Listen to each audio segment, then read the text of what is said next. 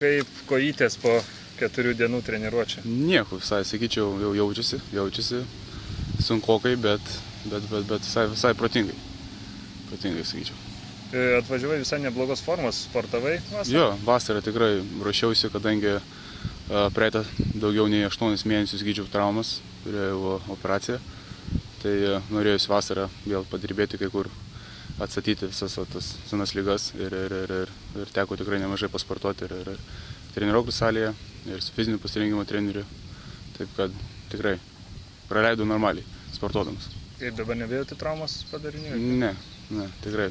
Pakol kas viskas vidutu, bet viskas tikrai, viskas puikiai, viskas funkcionuoja, kaip ir anksčiau bent jau, taip.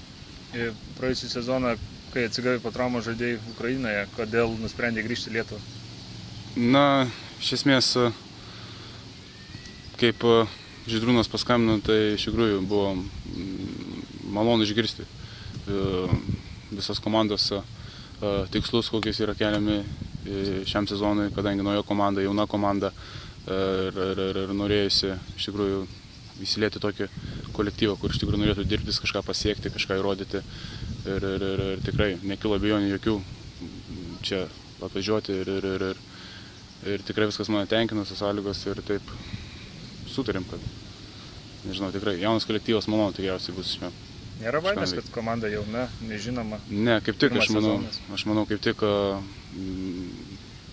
visi iš tikrųjų stebėjo pastarus kelius sezonus, kaip Utena augo, kai komanda tikrai atsiradusi labai greitai į mūsų Lietuvos krepšinį ir tikrai rodė gerus tikslus, tiek komandos kolektyvas, visa vadyba savo tikrai rodė, kad gali žaisti aukštam lygiai ir tikrai sukurti idealias sąlygas žaidėjams rungtyniauti ir nemanau, kad kažkas šį sezoną kaip naujiems startuojančiams LKL kažkas tikrai pamaišys ir sturgdys toliau rodė tokius patikslus kaip praeitais metais ir užpraeitais metais.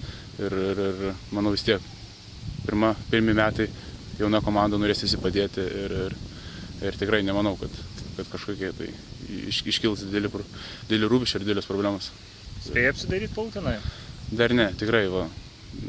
Pirmą savaitę kaip Utenoj, esam tikrai nusiboję sodyboj, truputį iš Utenos, tai kad dar nelabai.